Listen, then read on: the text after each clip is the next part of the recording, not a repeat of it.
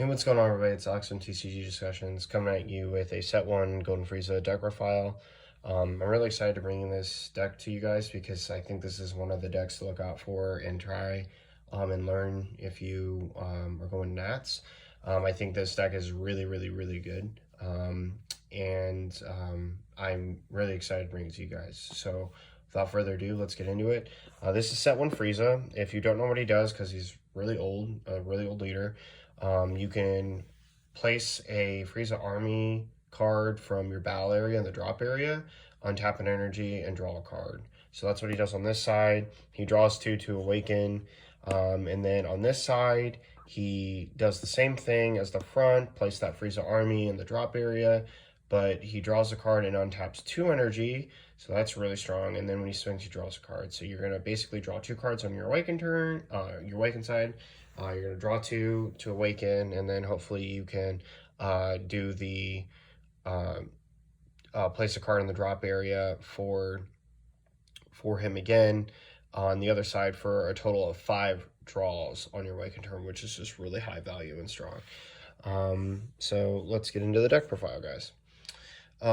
So Sorbet and Tagoma are the 4 cantrips a piece that we play. So 4 Sorbet, 4 Tagoma. Sorbet searches the top 5 for a Frieza Army card 3 or less. So you're basically going to do that to search out like another copy of him, this, Robotic Riposte. This card is just a cantrip, and you can't activate their secondary effects because basically like you don't get to use them because you're not set 12 Frieza, or you don't flip cards in your life face up. And then moving on, instead of playing the Ginyu that just came out in the anniversary box, we're playing Mecha Frieza Full Assault. So this is where the spice of the deck starts. This list is actually kind of spicy, if you ask me. I don't see a lot of people even thinking about these cards, and I think these cards just work great with this leader. So Mecha Frieza Full Assault. This card, for 1 yellow, auto can be played on your opponent's turn when you activate a mono yellow extra card. And then when it's played, you look at, it has another auto on play that looks at the top 5 cards and adds a mono yellow extra card from your deck to your hand. So if you activate Power of a Super Saiyan, you're going to draw, you play this Full Assault, and then you're going to look at the top 5 again and then search another mono yellow extra card. So it's basically, hopefully, like you drew 2, played this guy, and then rested one of your opponent's cards, and now you have a 15k attacker that also can be tributed off for your leader. We play 1 Frieza Malicious Streak. I thought it said Strike. So Malicious Streak. This card's a self-awakening piece, comes down for 2 energy. You can tribute with your leader, draw a card with your leader, take it life, and add it to your hand. If they leave you at 6, this can help you get to 5, so you can use your either your Sparking Negate or your Frieza Army reinforcements. And then it also plays a Frieza Army, a Frieza from your hand, but you don't worry about that because you don't have anything that it could play. Next, we have Frieza Divine Transformation.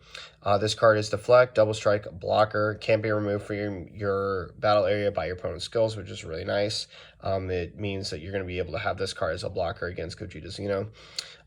If your leader card is yellow, when this card is played, choose all of your opponent's battle cards in rest mode, KO them, and then flip one of your face-up life face down at the end of the turn, switch this card to active mode. So it's going to come in, it's going to KO all of your opponent's battle cards in rest mode, and it's going to be able to switch itself to active mode to be able to block on your opponent's turn after attacks. It also has Deflect, which is just super nice. And then it also has another auto. When your opponent activates a counter skill, you choose up to 2 of their cards, switch to the rest mode, they can't be switched to active mode to the start of your next turn, which is really strong.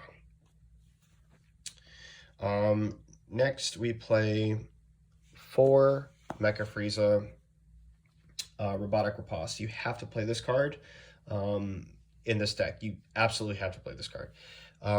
This card reduces its energy cost in your hand for every mono yellow extra card in your drop area in your energy. And so he's going to basically come down for 1, and then when you negate the attack, play this card, and then when this card is played, your opponent cannot attack for the rest of the turn without resting a card, which is just super duper good. It helps us get to those later turns that we need to get our strategy up and rolling.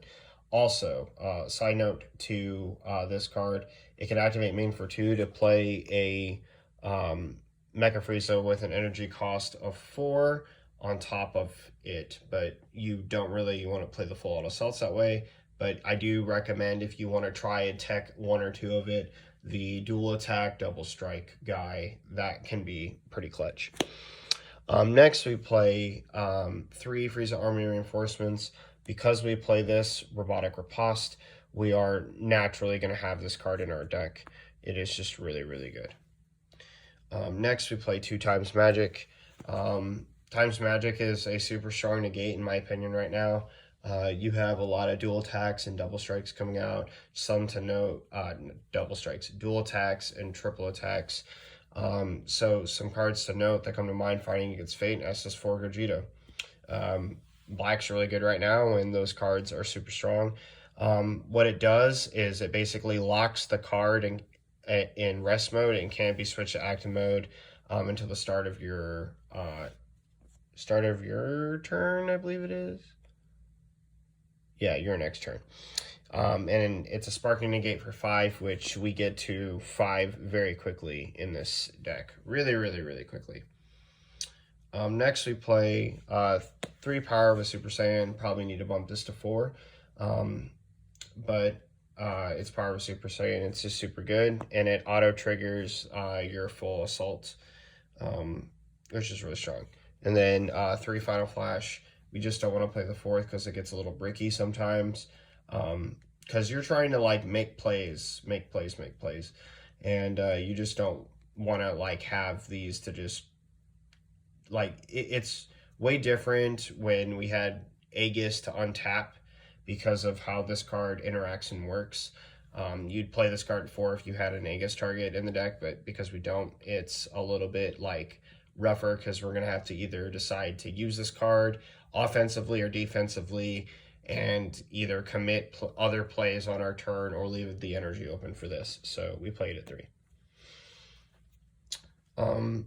Next, the next few cards, I actually have to talk about them all simultaneously, and I am super happy to do so. This is where the spice comes in. So I need to start with this card right here, Android 18, Defender of Heroes. This card is the crux of your deck. It is really, really, really strong. And you don't mind that she's weak. What you care about is her +2. Which is absolutely ridiculous given what your leader does. So, what does she do? She has an auto, before I get to the unison effect, she has an auto that when a marker from her is removed via Spirit Boost, so this or this, both of these cards are Spirit Boost cards, you get to rest one of your opponent's back battle cards, which is really, really good. So it's going to basically have like a flood effect, especially with this, which we'll talk about in a second.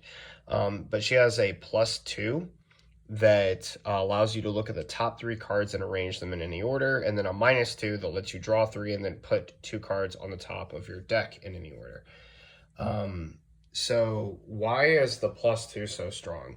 Why is this? Why her over stuff like Meki Kabura and Trunks? Well, the problem with both of those cards is that they take too much energy and commitment.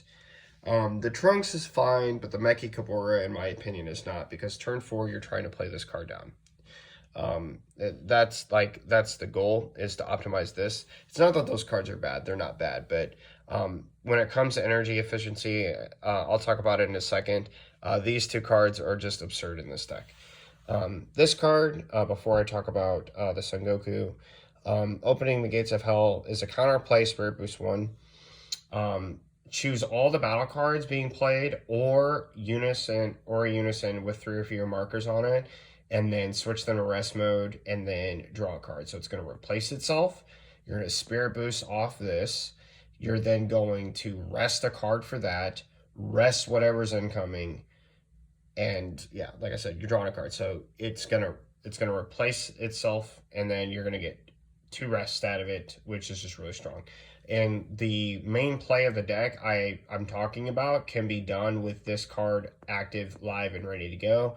And when you see these cards right here, you can play them early or not. So basically what's going to happen is like you can play this down, and like let's say this thing, like you do the +2, right?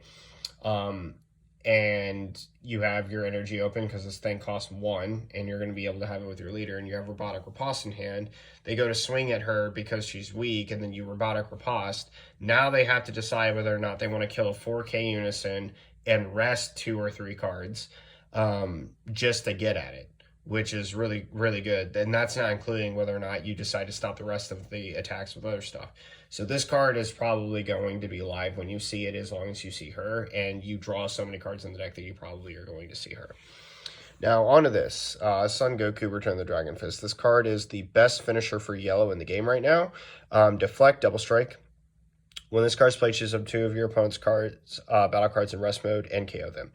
Activate main for 3 if you have 4 more energy and a yellow unison. So her. You can play this card from your hand. Now, here's the thing. This card, when you, if you think about this, if you play Trunks, you can theoretically play a Trunks on turn 4, tribute off with your Awakened Leader's ability to remove like a Tagoma, Sorbet, a Robotic Riposte, or a Full Assault, and then untap 2 energy and then play this card. You theoretically could do that. And then you can then Spirit Boost 2 if you wanted. If you didn't activate the -3, you activate the +0 probably on the Trunks. And then you'd be able to use this ability, but your Trunks' effect would be useless, basically. You'd only have +0. But with Android 18 here, this play can all be done for 2 energy. Playing this card can basically be done for 2 energy. And you can play this card and her, and then you're going to get 2 energy back by tributing one of them off, right? And so what this does is just completely break this, playing this card. Now, here's the even like better catch-all to this combo. Her +2 means this is going to be up instantly, and there's nothing they can do about it. There's no interaction in the game currently with unisons, and this card has Deflect. There are some things that can hit like after, but hard casting this cannot be affected by Yamcha. It's a level 8, so it can't be hit by Charismatic. It cannot be God Ceilinged, and it can't be hit by the other guy. Maybe it can be hit by the SS4. I can't remember. I can't remember if Prideful Transformation can touch this card. Either way, doesn't matter, right? What does matter, though, is that basically this card's Spirit Boost effect, which you can Spirit Boost to, this card gains dual attack, so it's now a dual attack double strike, and your opponent cannot activate effects on battle cards with an energy cost of 7 or less. 7 or less when this card's in battle. So what this is going to do is it's going to, on your 4th turn, you're going to be able to play this down, plus look at the top, activate leader ability, set your deck up the way you want, which, by the way, this +2, just absolutely absurd, because you're going to get the best of your top 3 cards every turn. 2 of them. The first 2 cards, basically every turn, you're going to get the 2 best cards on the top 3 of your deck. And then you're going to be able to activate this, and then when this card's in battle, your opponent cannot activate effects on cards with an energy cost of 7 or less. This kills like negates like Frieza Army Reinforcements, Troll Army's Reinforcements, Testing the Opposition, and Homicidal Clones. It's gonna destroy those. It destroys other token blockers that your opponent generates. It's gonna stop effects that untap. It's gonna stop super combos. Really, really, really good. Like super combos, your opponent's not gonna be able to do anything about it. Yeah, it's super good. It's just super good. And you can get the Kai for black that gets an extra 5k when your opponent has 5 of those cards in hand. That's going to be turned off as well. All the super combos that you play, Paragus, Gohan, Vegeta, Discipline Warrior, Raditz, Krillin, like SS Vegeta, they're all going to be just useless. So this card, I think, is one, super worth playing, but in tandem with these, is just super good. Next, we're going to play 4 Krillin moments before comeback. We're playing a mono yellow leader and a mono yellow deck, so no surprise here. On to our one-ofs. We play Poutine, Son Goku, Absolute Annihilation, Swift Retaliation Cooler, and Bergamo. No shockers here that we play any of these cards. They're all super strong. Poutine's just like our little general. This card actually makes SS4 Gogeta Thwarting the Dark Empire really bad. Like, really, really bad. And then that rest is just like super duper good. And there's lots of ways to proc her to get her onto the board. I'm thinking about actually playing 2 of them. Absolute Annihilations, just for those pesky negates that you want to stop. Swift Retaliation Cooler is downright self-explanatory. And then Bergamo's Bergamo. We just want him in here because he's super good at resting energy and resting cards. For our basic SCRs of the deck, we play 1 Cold Bloodlust, 1 Fu Shrouded in Mystery, and 1 Heroine's Lineage. Cold Bloodlust is just Cold Bloodlust.